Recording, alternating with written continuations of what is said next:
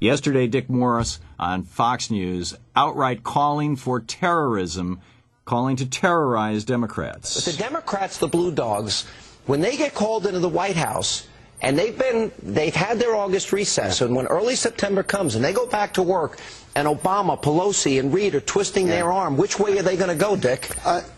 If they are not terrorized during August by... There you go. That's enough of that. If they are not terrorized during August, this is the kind of stuff that we are hearing.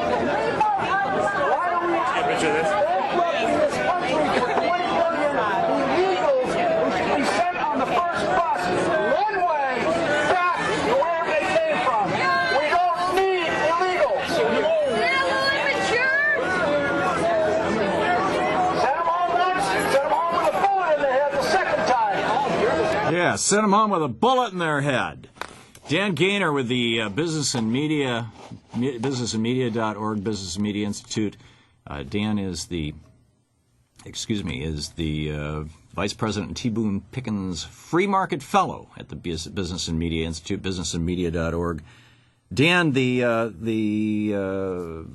Southern Poverty Law Center, which tracks these right-wing racist hate groups, documents that their number has risen from over 600 to over 900 in the last couple of years. This is exploding.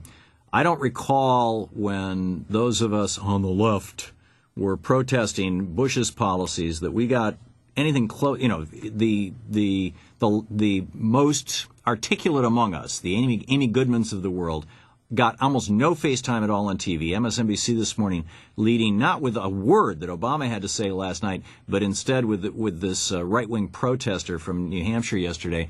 What is going on? Is America experiencing terrorism? Of course, America's not experiencing terrorism. If it was, it would experience terrorism all last 8 years with left-wing protests, all the allegations, comparisons of Bush to Hitler. You can check Google. You can find 1.1 million references on Google to Bush and Hitler. That's Google. I'm talking about CBS, ABC, NBC. You can find infinite liberal protests. Look at all the Prop 8 protests. You had a whole bunch of people who were pushing, and ultimately Proposition 8. I don't recall people showing up at Prop 8 protests wearing guns and holding signs saying that the blood of tyrants, or implying that the blood of tyrants should be spilled. I don't recall people saying that, are protesting against Governor Schwarzenegger because he was not born in the United States. He's a naturalized citizen. Of course, he's not a black guy. He's a white guy. Well, I don't think anybody cares. I'm telling you, they are caring, Dan. I don't think anybody cares. The right does not care that Barack Obama is black. We really don't. And as far as there are. Then why is it that more than half of Republicans polled recently said that they didn't believe he was born in the United States? Yeah, a lot of people. If the media had done a better job of doing any due diligence on Barack Obama prior to the campaign, like going back and looking at the stuff that he confessed in his own book about his drug use and stuff, I think people would believe more what they get from the media. I do want to say one thing about. It's legal in New Hampshire for people to walk around with guns, but anybody who threatens the president, it is my eternal wish that they get locked up faster than anybody can possibly imagine. And I will say this right now, I'll say it on national radio.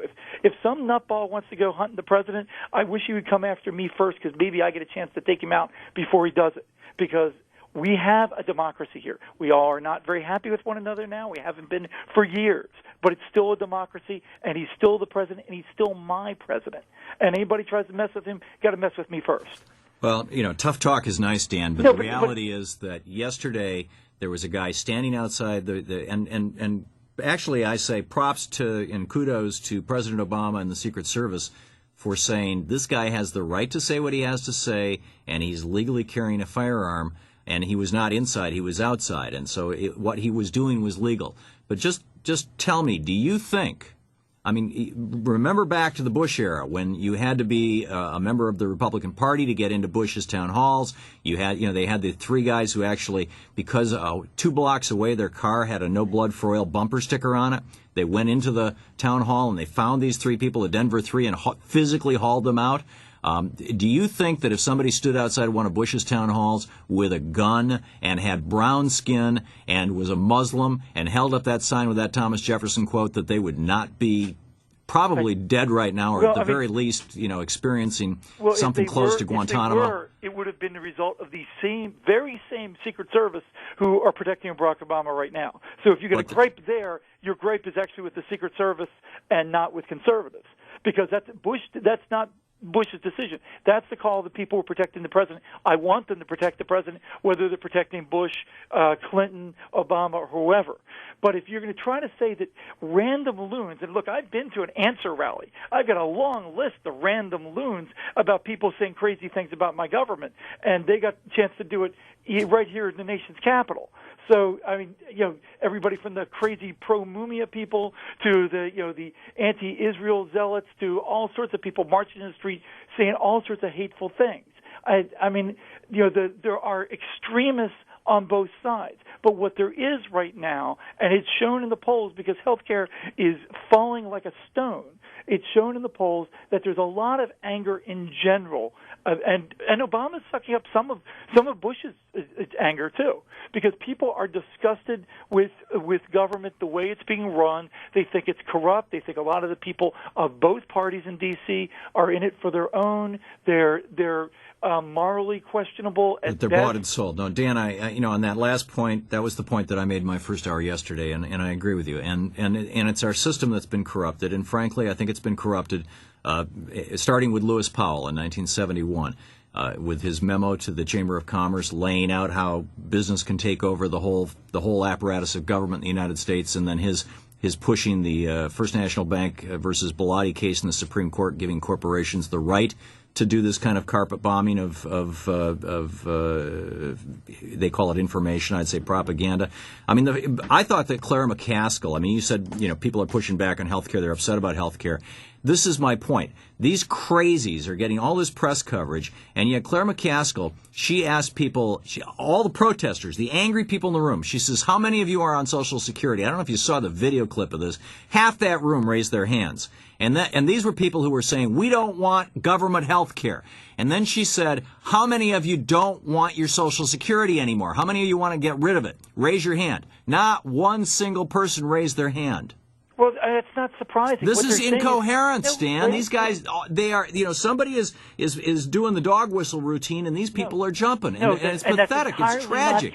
No, it's not true. What's happened is you're saying they've already got a benefit. Trying to take away a benefit from anybody ever is almost impossible. But trying to say, do you want government to seize 1/6 of the U.S. economy and take total control over it? The answer is, and clearly majority of That's Americans... That's not it, Dan. These people are believing lies. They think that there are death councils. They think that there are mandated, these 5-year mandates. They think that, it goes on and on. They think that this is going to turn us into Russia. It's none of the above. This is just one option. There are several different bills in Congress. Nobody in Congress has probably read all of those bills. I'm talking about what the president is advocating. Just one of the bills, but the president has signed off on this and letting Congress do its work. So the president is ultimately going to vote, or he's going to sign or not sign a bill that has been voted on by Congress. So they're the ones that are doing the work. Some of the stuff in those bills. So why don't you tell these guys to stop talking about it if you say that there's no such legislation? There is. You want to talk about legislation? There's stuff in the bills that creeps out conservatives in a lot of different ways, and I obviously hear the music. Yeah. But you're right about that one thing, that we are one nation, and there are loons on both sides. We need to bring ourselves back together, Dan. We need to be on both sides, the rational among us. We're not going to happen if we need to tamp this thing down. Very radical, which is what it's doing right now. Well, okay. Businessandmedia.org, the website. Dan Gainor. Thanks, Dan.